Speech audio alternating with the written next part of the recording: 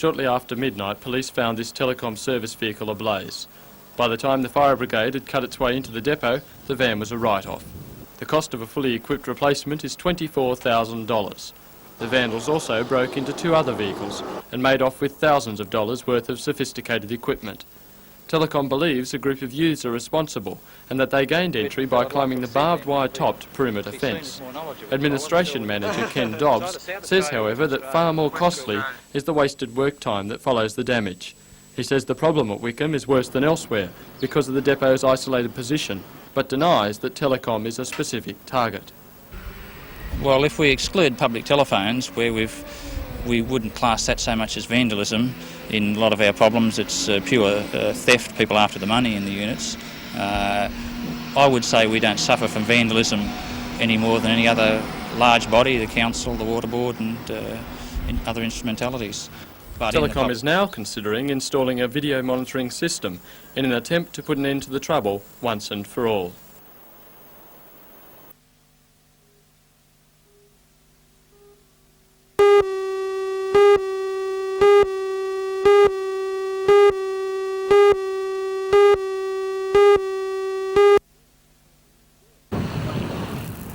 Doohan is the first Newcastle player to be chosen in an Australian Davis Cup team.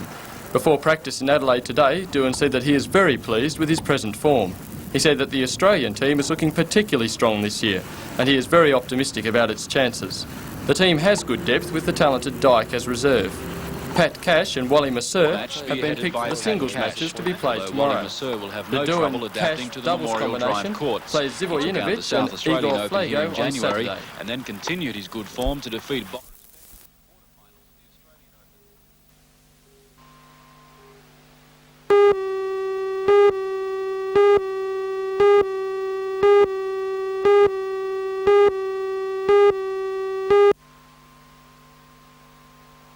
Traditionally had just about a full field in this event each year, but we are disappointed with the numbers, but hopefully the quality will take the place of the numbers on this occasion.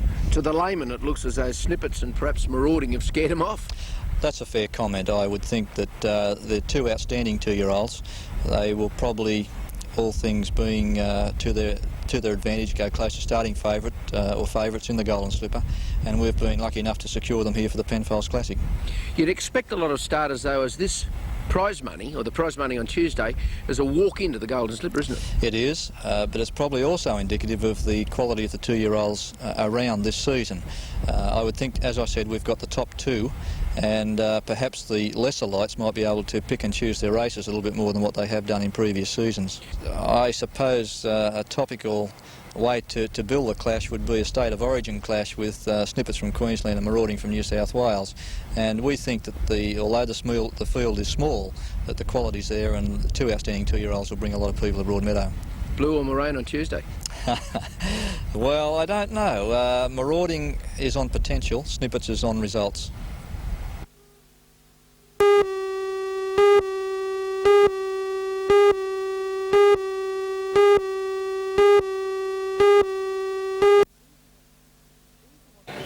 These are what most people associate with war, the weapons and the carnage and havoc they create. But for the veterans who gathered at Stockland Mall today, Vietnam was more than that. It was mateship maintained through horrible times. It's that camaraderie that's united the 300 members of the Vietnam Legion in the Hunter. They hope to encourage more of the 1,500 Vietnam vets in this region to join them, especially those who are still finding it hard to cope with their experiences in Nam. A number of people have already come forward during the week-long display. The President of the Legion, Kevin Clayton, says he'll welcome anyone who needs support.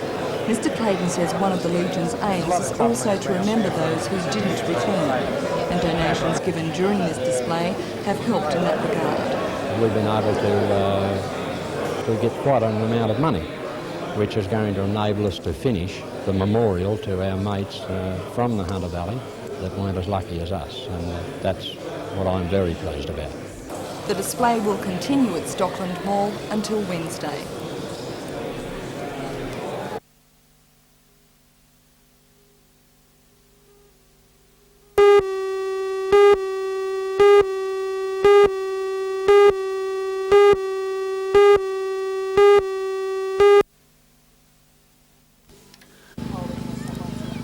than a week to telethon, fundraising events around the region are reaching a peak. At Nelson Bay, 77 scuba divers spent Sunday morning holding hands underwater. This strange event attracted a crowd, established a world record and raised $750 for telethon. At Jasmine Park yesterday, the Newcastle JCs invited teddy bears and their carers to a picnic. Of course, the bears were asked to dress up for the occasion, and this tough teddy won a prize for the effort. More than $2,000 has been raised by the New Lambton Pony Club after 34 of their members rode from Maitland to Newcastle throughout yesterday.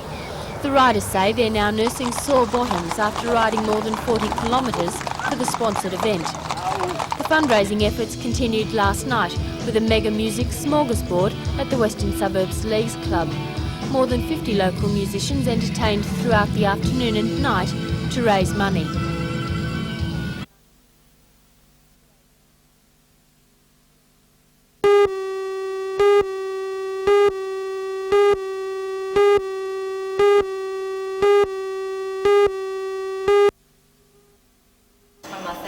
No sweat, not to worry, she'll be Jake, is advice we've all heard. But a warning from Patsy Rowe is don't believe it. Patsy says the building industry is a world unto its own and still vividly remembers her introduction to it 5 years ago. Well, it started when my builder and my architect broke up their partnership. And the architect said to me, you can choose, you can either go with me or you can go with the builder. And I thought, well, the architect's done his job, you know, the house is designed, I'll go with the builder. And then the builder said, well, the only thing I did forget to tell you was that the architect normally supervised the goods coming off the trucks and made sure the men were here every morning and gave them lists of what to do. And I thought, well, I guess I can do that, it sounds simple. And that's how it started. When the wrong trees in the garden were chopped down and the bathroom walls and pipes were knocked over by a bulldozer and the spa bath was too big for the hole, Patsy was not to be deterred. And although she survives smiling, believes there are some serious problems in the building sector. I think perhaps it's because of the way it's organised. A lot of the apprentices, you see, well, all the apprentices learn from the workmen with whom they train. So I know they're going off to tech at night, but basically they're learning from the workmen on the job. And I think bad work practices are passed down from the older ones to the younger ones. You've been through all the traumas. What advice would you now offer to other people going through the same thing? Basically, I think try to be there as often as you can. Go to the site as often as you can, every day if possible, because mistakes happen very quickly, very quickly. So just supervise as much as you can and be aware of what's happening.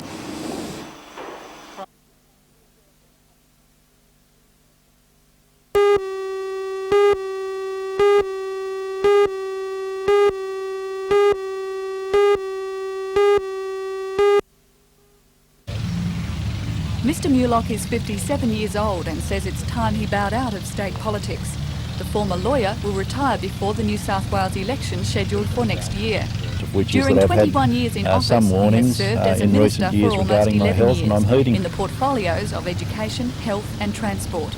Mr Mullock makes no a bones person about likes past to get to the top. Would you have liked to have been Premier? Oh, naturally, if you're in a job and there's a top position or a lesser position, naturally you would.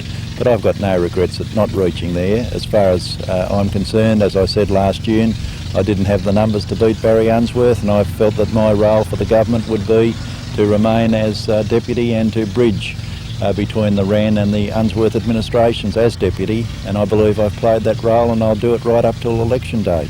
When you said you did, looking back, what stands out as the highlight of your political career? To his decision. It stands out as the highlight of his political the career high points was are becoming Deputy Premier. I mean, I didn't have the support, it's common knowledge, of Neville Wren at that time.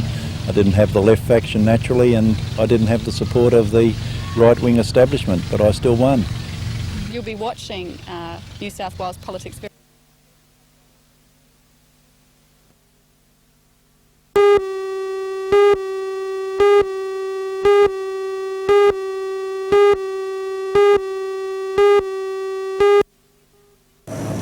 The Mirage, like the one seen here, had been taking part in a joint Australian-New Zealand military exercise. The pilot, who is apparently unhurt, but spending the night at the Williamtown base's sick quarters, was actually plucked from his life raft by the crew of a game fishing boat. The Catabunda was within 500 metres of the point where the Mirage hit the water, 16 kilometres due south of the Point Stevens light. What sort of condition was he in? In quite normal condition, I think probably a bit paler face than normal, I would say, for him, but obviously... He's been well trained, didn't he? Yeah, I'd say very well trained, and he knew exactly what he was doing. Yeah. I think he was probably fairly pleased to see us so near the scene. He commented about that. He saw us, of course, as he was parachuting down. Was he in Peter shock? Hassel, skipper of the Catabunda. It wasn't more than 20 minutes before a helicopter from the National Safety Council arrived on the scene and took the pilot from the fishing boat back to Williamtown. These pictures were taken with amateur video equipment on board the Catabunda. Wreckage from the crash was brought into Port Stephens by the police-launched Sea Eagle. The debris consisting of a removable fuel tank, normally located under the belly of the aircraft. The pilot's life raft came back on board the Catabunda. The RAAF will now hold an inquiry to try and determine what caused the aircraft to malfunction.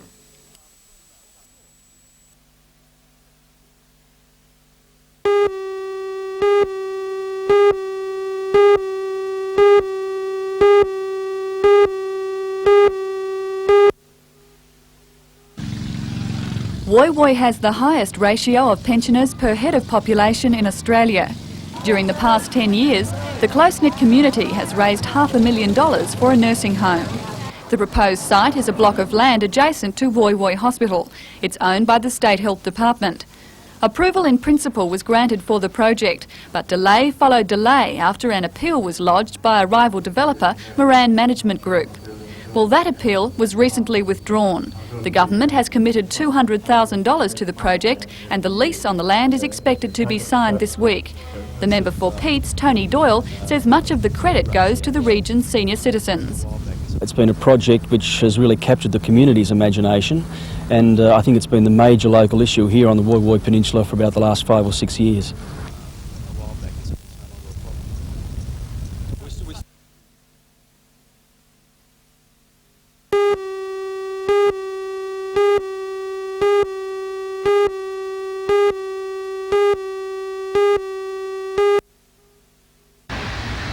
Mr Brereton chose the Hexham Bridge construction site for today's release of his Roads 2000 programme.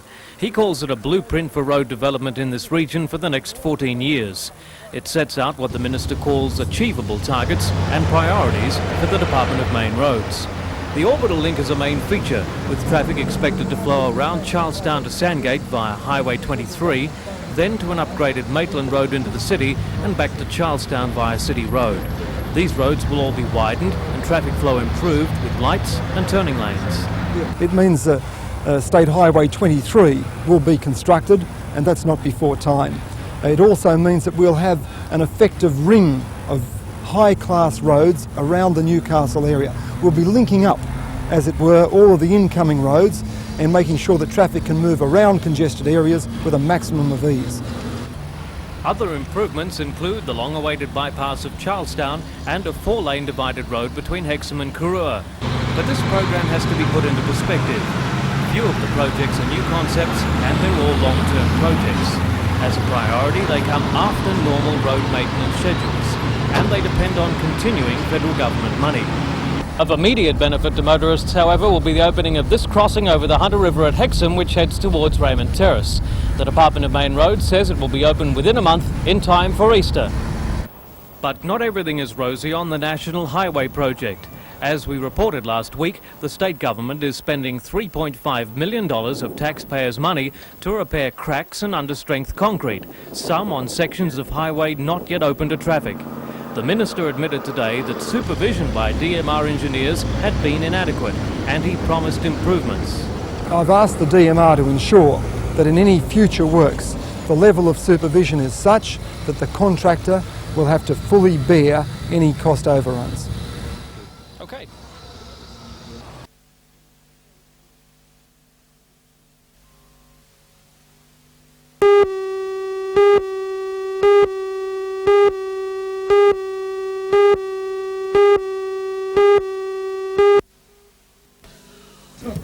Many of the residents of Perks Street, Wallsend, have lived there all their lives. They like the spacious family environment of the area and they want it to stay that way. Well, when we build our homes in a residential A zone, one house on one block of land, and that's how we'd like it to remain. We feel that eventually the whole structure of the older part of Wallsend could change, and what's already happened in Merriweather can happen here, and we're very concerned. Council aldermen last night were unable to advise residents either way if their opposition to the development will be successful. The residents had hoped to receive the support of Labor aldermen. Local developers, Drain and Madden, want to build 5 two-storey townhouses on the site after demolition of the cottage. The residents are concerned that once that development goes ahead, 2 adjoining vacant blocks of land will be bought by developers for similar housing projects. Well, naturally, the residents that are here don't want it. So if this goes ahead, that's practically a certainty. Lord Mayor John McNaughton told the residents that council should decide on the development at a meeting next Tuesday.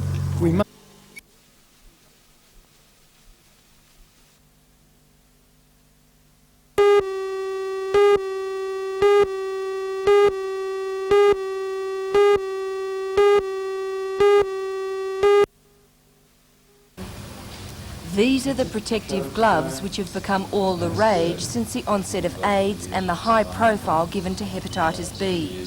A recent national study has found that 82% of dentists wear gloves while treating patients who are in the risk category, such as intravenous drug users and homosexuals.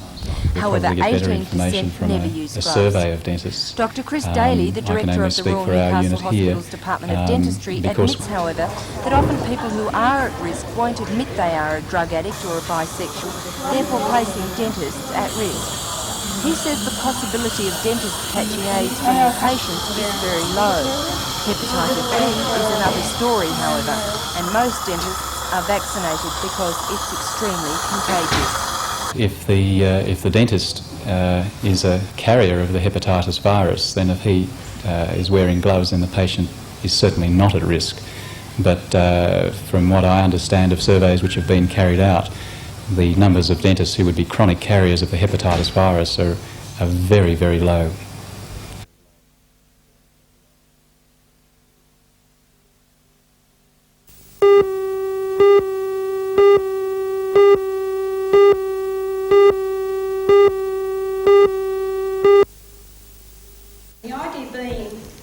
The association needs to raise $60,000 in the next 12 months to continue helping paraplegics and quadriplegics in the Hunter.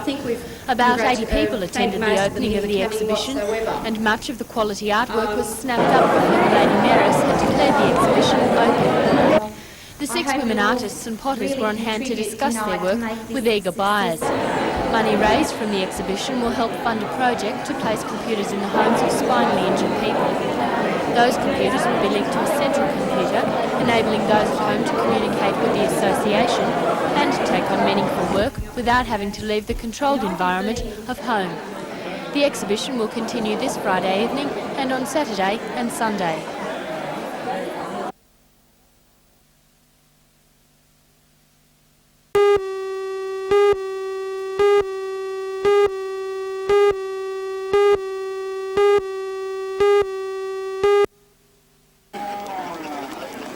.186 entries from the Dungog and Gresford areas have been received for this year's competition. Over the 3 days, the animals are classed and then judged alive or on the hoof and then slaughtered on the hook. President of the Dungog Gresford Hook and Hoof Association, Jamie Allison, says the standard of entry this year has been excellent. Now, what are the judges looking for first in this part of the competition? Well, they're looking for good commercial cattle, as the butcher would see them in the yards. They're also looking for an absence of waste, not cattle that are overdone. But at the same time, they're looking for cattle that have finish on them, so the butcher can utilise the carcass to the best of their, to the best use they can make of the animal. And what about when they're slaughtered, they go on the hook? What sort of features do the judges look for then? Well, we use the ABCAM system, which is basically measurement and with judgment as well. We have just the one carcass judge. He assesses them for the shape of the animal, shape of the carcass, as well as fat cover. Fat cover plays a very important part in the carcass judging. Have you been happy with the turnout and the actual the entries? It's actually been outstanding considering the season, Mark. We're really pleased because we were We're hoping that people would hold cattle back, but under the circumstances we wouldn't blame them had they sold their cattle earlier, but they have held back and we've had a great response.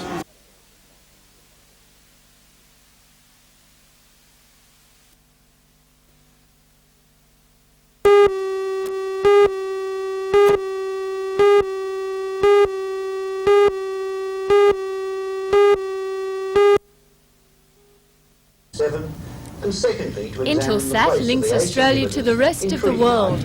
Last night it linked Australian doctors with those in London, and on the way doctors in Singapore, Kuala Lumpur, Hong Kong and Manila. The Intelsat signal was received in a studio in Sydney and then sent by landline to Newcastle and 33 other regional centres around Australia. The vision you are now seeing is from that satellite conference. Pharmaceutical company Merck Sharp and Dohme staged the innovative event. It centred on the current treatments of hypertension. A pre-recorded series of case histories was shown, and participants in some centres were able to field questions to a panel of experts in Sydney and London. Navigastrian doctors were asked to submit their questions on paper to be answered at a later date in a follow-up publication.